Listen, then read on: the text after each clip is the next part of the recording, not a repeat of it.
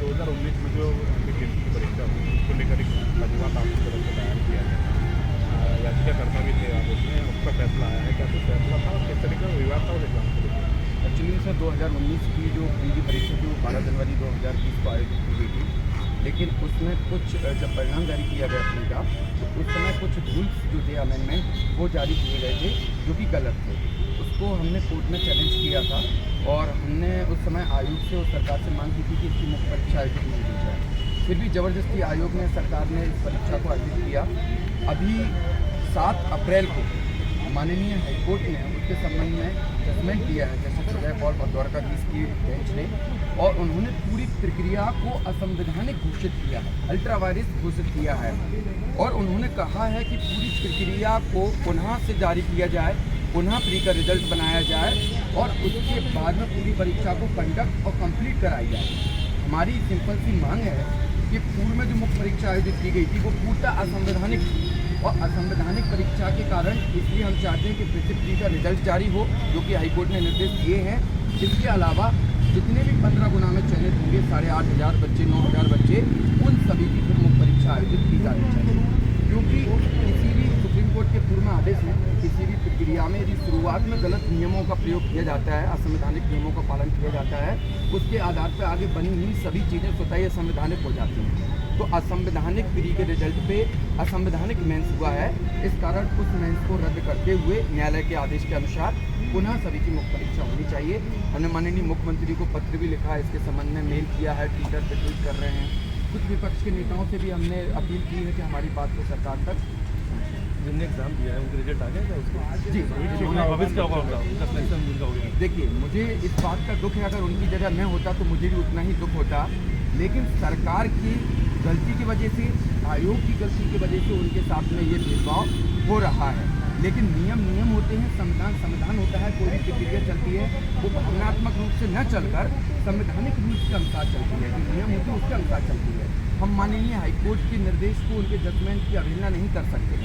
जब हाईकोर्ट ने उसको अल्ट्रा वायरस घोषित कर दिया है, सरकार ने इस बात को स्वीकार भी कर लिया है और उसके अनुसार हमको अब आगे बढ़ना चाहिए। लेकिन सरकार से हम जब मांग कर रहे थे, आयोग से हम मांग कर रहे थे कि आप परीक्षा मत कराइए, ये परीक्षा उलझी हुई है, उसके बावजूद भी उन्होंने करवाई, 2020 की भी जबरदस्ती करवाई और उसके संबंध में भी निर्देश आ चुके हैं। ऐसे में तो फिर 3 साल हम और लेट हो गए, क्योंकि पुराने सारे एग्जाम जो थे वो कैंसिल हो चुके हैं। जी बिल्कुल, 2019 की परीक्षा है सर, 2022 चल रही है अभी, 2020 भी उलझन में है।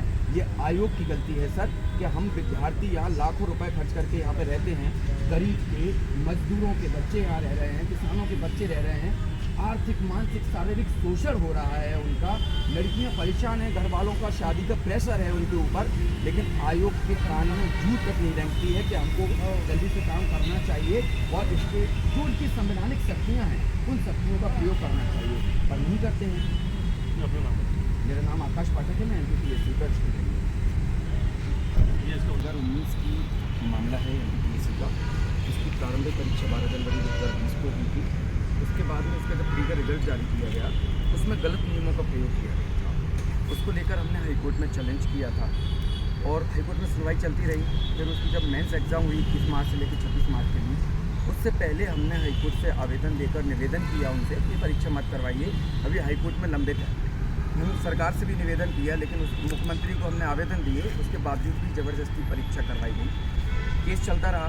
अभी हमारा 7 अप्रैल 2022 को माननीय हाईकोर्ट जबलपुर में जस्टिस सुजय पॉल और जस्टिस द्वारकाधीश बंसल जी की बेंच ने फैसला दिया कि 2019 की जो संपूर्ण परीक्षा है वो अल्ट्रा वायरस घोषित किया, असंवैधानिक नियमों का पालन किया गया, और उन्होंने बोला है कि फिर से प्रारंभिक परीक्षा का नया रिजल्ट बनाया जाए और पूरी परीक्षा को कंडक्ट और कंप्लीट कराया जाए। हम लोगों की एक डिमांड है कि पूर्व में जो मुख्य परीक्षा हुई थी वो पूर्णतः असंवैधानिक हुई थी। हम लोग चाहते हैं कि प्री का फिर से रिजल्ट बने संवैधानिक, 15 गुना विद्यार्थी चयनित हों उसमें, उसके बाद सभी विद्यार्थी जो 8,500 के आसपास में चयनित होंगे उन सभी की मुख्य परीक्षा होनी चाहिए। हम मुख्य आप लोगों ने मुख्यमंत्री शिवराज सिंह चौहान को पत्र क्या है? एक्चुअली में सर हमारा 2019 NTPSC से जुड़ा हुआ मामला है। 12 जनवरी 2020 को मुख्य प्रारंभिक परीक्षा हुई थी। उसके बाद में 2021 में हमारा दिसंबर 2020 में हमारा रिजल्ट निकला प्री का, लेकिन उसमें सिविल सर्विस रूल्स जो 2015 है उसमें बदलाव करते हुए इन्होंने रिजल्ट निकाला था, जो कि असंवैधानिक था। जब मुख्य परीक्षा होने लगी तो हम लोगों ने इसका विरोध किया कि मामला जो है लटक जाएगा आगे। हमने हाईकोर्ट में याचिका लगाई, आयोग को हमने आवेदन दिए, घेराव किया। उसके बावजूद भी आयोग ने ज़बरदस्ती और सरकार ने पेपर को करवाया। कोर्ट में हम लड़ते रहे इसको, विवेक तनखा जी के माध्यम से हमने सुप्रीम कोर्ट तक याचिका लगाई है, लेकिन भारतीय न्यायालय में थोड़ा समय लगता है। अभी कुछ दिन पहले जस्टिस सुजय पॉल की बेंच में ये हमारा जजमेंट आया है, जिसमें उन्होंने हमारे पक्ष में फैसला सुनाया है। हमारी याचिका की मांग थी 542 और उसके संबंध में जो हाईकोर्ट है, माननीय हाईकोर्ट ने कहा कि पूरी प्रक्रिया जो अपनाई गई है वो अल्ट्रा वायरस है, और उन्होंने आदेश दिया है आयोग को कि आपको पूरे रिजल्ट को परिवर्तित करना है, प्रारंभिक परीक्षा का पुनः रिजल्ट जारी करना है और फिर से पूरी परीक्षा को कंडक्ट कराना है और कंप्लीट करना है। ये आदेश सर काफ़ी समय पहले आ चुका था, उसके बावजूद अभी तक इन्होंने कोई भी फैसला नहीं लिया है सरकार की तरफ से। जी बिल्कुल, अभी तक इन्होंने कोई भी एग्ज़ाम कराने के लिए कोई भी प्रक्रिया शुरू नहीं की है, ना ही कोई स्पष्टीकरण दिया है आयोग ने कि वो क्या करने वाले हैं। हम सभी विद्यार्थियों की सिर्फ यही मांग है कि प्रारंभिक परीक्षा का पुनः रिजल्ट हो और उसके आधार पर जितने भी व्यक्ति 15 गुना चयनित होंगे उन सभी की मुख्य परीक्षा आयोजित होना चाहिए, क्योंकि पूर्व में जो मुख्य परीक्षा आयोजित हुई थी वो असंवैधानिक नियमों के आधार पर हुई थी। और सुप्रीम कोर्ट के कई ऐसे जजमेंट हैं जिसमें उन्होंने स्पष्ट किया हुआ है कि यदि किसी प्रक्रिया के प्रारंभिक तौर पर यदि असंवैधानिक नियमों का पालन किया जाता है तो उसके आधार पर आगे की जितनी भी कार्रवाइयाँ हुई हैं वो सभी स्वतः ही असंवैधानिक हो जाती हैं। तो ऐसी स्थिति में वो परीक्षा असंवैधानिक हो गई है। तो हम चाहते हैं आयोग से कि वो हमारी मांग को समझें और सभी बच्चों की मुफ्त परीक्षा की आयोजित करवाएं। 4 माह का समय दें। अगर परीक्षा आयोजित नहीं होती तो आगे क्या होता है? देखिए, अगर आयोग हमारी परीक्षा नहीं करवाता है तो हमारे पास 2 रास्ते खुले हुए हैं। पहला, हम आंदोलन करेंगे, हम घेराव करेंगे, आंदोलन करेंगे, उनको आवेदन देंगे और निवेदन करेंगे उनसे कि आप संवैधानिक नियमों का पालन करें और उसके अनुसार सभी की परीक्षा कराएं। हड़ताल पे बैठेंगे, इसके बावजूद भी हमारी बात नहीं सुनी जाती तो हमारे पास में एक ऑप्शन और है, माननीय हाई कोर्ट या माननीय सुप्रीम कोर्ट में हम जा सकते हैं। यदि वो नहीं मानते हैं तो हम वहाँ पर याचिका लगाएंगे और हमारी इसकी पूरी तैयारी हो चुकी है। मेरा नाम आकाश पाठक है। खत्म होगा आंदोलन, अपना प्रदर्शन करेंगे शांतिपूर्वक, गांधी जी के अहिंसा सत्य के आधार पे हम बैठेंगे वहाँ पे। और यदि वो नहीं सुनते हैं इसके बावजूद भी तो हमारे पास न्यायपालिका का द्वार खुला हुआ है। हम माननीय हाईकोर्ट जबलपुर या सुप्रीम कोर्ट में जाएंगे। हमारे साथ में कई वकील हमारा साथ दे रहे हैं, जो वो खंडेलवाल सर जी हैं। इसके अलावा हमारे साथ में विवेक तनखा सर हैं, जो सुप्रीम कोर्ट के बहुत बड़े वकील हैं। उन्होंने इस मामले को रखा है और इस केस को हम जीते हैं। देखिए, हमारे एग्ज़ाम हुए थे 2019 की MPPSC की 12 जनवरी 2020 को। उसके बाद में प्री का रिजल्ट आया जब, तो उसमें विसंगतियाँ थी, संवैधानिक नियमों का पालन किया गया था। इसकी मुख्य परीक्षा 31 मार्च से 26 मार्च के बीच में हुई। मुख्य परीक्षा होने के पहले हमने इसको हाईकोर्ट में चैलेंज किया था और माननीय आयोग से और सरकार से निवेदन किया था कि आप मुख्य परीक्षा आयोजित न करवाएं। मुख्य परीक्षा आयोजित इसलिए न करवाएं क्योंकि ये मामला हाईकोर्ट में लंबित है, लेकिन उन्होंने फिर भी ज़बरदस्ती इस परीक्षा को आयोजित करवाया।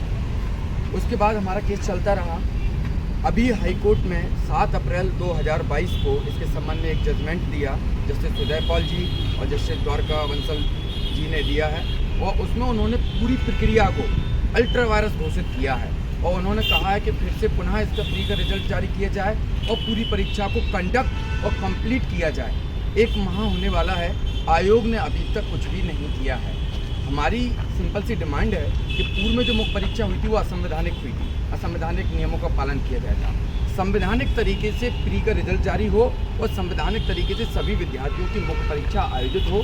हमको 3 से 4 महीने का समय दिया जाए पढ़ने के लिए और उसके बाद मुख्य परीक्षा आयोजित की जानी चाहिए। हम लोग सर यहाँ पे 4-4 साल से यहाँ पे हैं इंदौर में। गरीब के बच्चे हैं, किसानों के बच्चे हैं, मजदूरों के बच्चे हैं, लाखों रुपए खर्च हो रहा है यहाँ पे, लेकिन सरकार सिर्फ वादा करती है। 2018 के बाद से एक सिंगल PSC अभी तक भर्ती पूरी नहीं हुई है। जो बच्चे स्टूडेंट पास हुए उनका देखिए, जो स्टूडेंट पास हुए हैं, मेरी संवेदनाएं हैं, उनकी जगह अगर मैं होता मुझे भी उतना ही दुख होता। लेकिन ये देश जो है वो कानून से चलता है, संविधान से चलता है, भावनात्मक तरीके से नहीं चलता है। ये सरकार की गलती है, आयोग की गलती है कि उन्होंने असंवैधानिक नियमों के आधार पर परीक्षा को आगे बढ़ाया। नो डाउट उनके साथ उनका नुकसान है, उनको दोबारा मुख्य परीक्षा देनी होगी, लेकिन ये आयोग यदि चाहता तो वो मुख्य परीक्षा को उस समय रोक सकता था, लेकिन आयोग ने उस मुख्य परीक्षा को अभी तक नहीं रोका और उन्होंने परीक्षा को करवा लिया है। लेकिन रिजल्ट परिणाम जो होगा वो प्रक्रिया पूरे संवैधानिक नियमों के आधार पर होगी।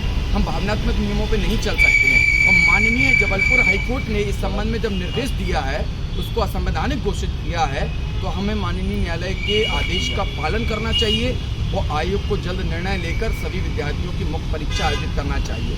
क्योंकि कोर्ट की अवहेलना हो चुकी है, उसके लिए आप क्या कर रहे हैं? देखिए, कोर्ट की अवहेलना हुई है, इसके संबंध में हमने कंटेम्प्ट का एक नोटिस जारी किया है आयोग को हमारे वकील के माध्यम से।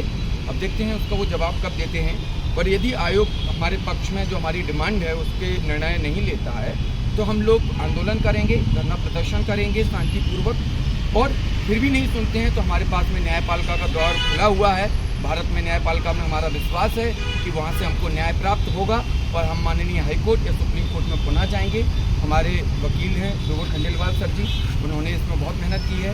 सुप्रीम कोर्ट के लॉयर हैं विवेक कृष्ण तनखा सर, उन्होंने मदद की है और आगे भी वो हमारी मदद करेंगे। हमने अभी कुछ दिन पहले भोपाल में विपक्ष के नेताओं को, कमलनाथ जी को, सुरेश पचौरी जी को, अरुण यादव जी को, पीसी शर्मा को, सचिन यादव जी को, सभी को हमने वहाँ पे आवेदन दिया है और उनसे निवेदन किया है कि आप हमारी बात को सरकार तक पहुँचाएँ, क्योंकि आयोग जो है वो सरकार के ही मंत्रालय, सामान्य प्रशासन मंत्रालय के अधीन कार्य करता है। इसलिए हम चाहते हैं कि सामान्य प्रशासन मंत्रालय जल्द से गाइडलाइन जारी करके सभी विद्यार्थियों की परीक्षा को आयोजित करवाएं। मेरा नाम आकाश पाठक है, मैं NTPSC का स्टूडेंट हूँ।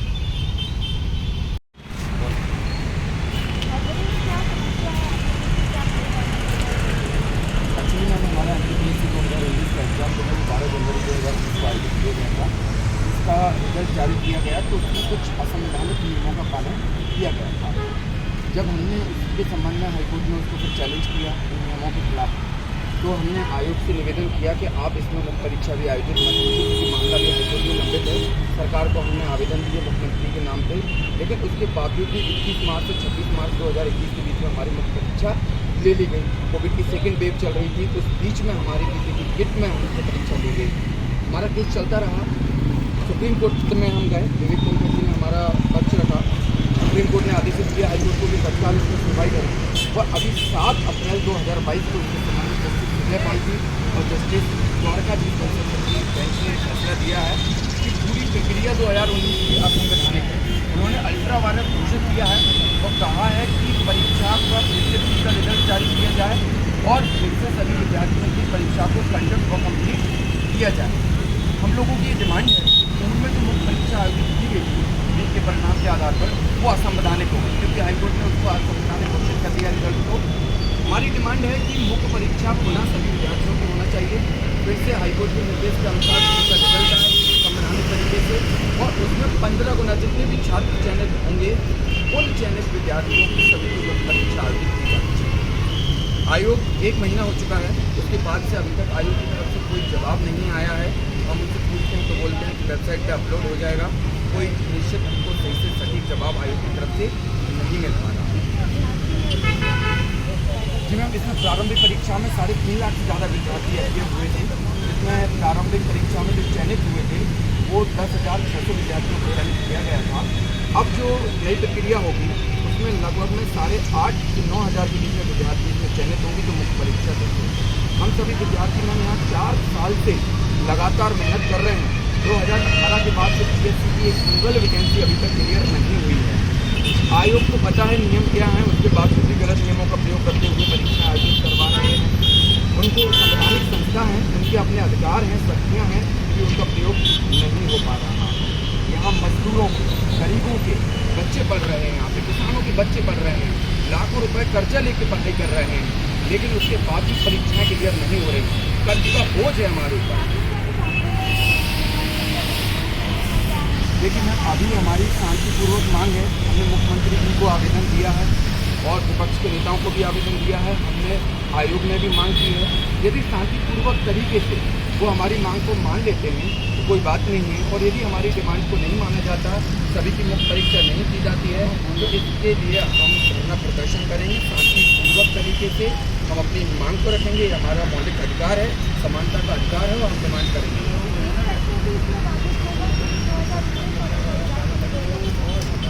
जी बिल्कुल, आपने सही कहा है मैम कि 2018 से परीक्षा नहीं हुई है।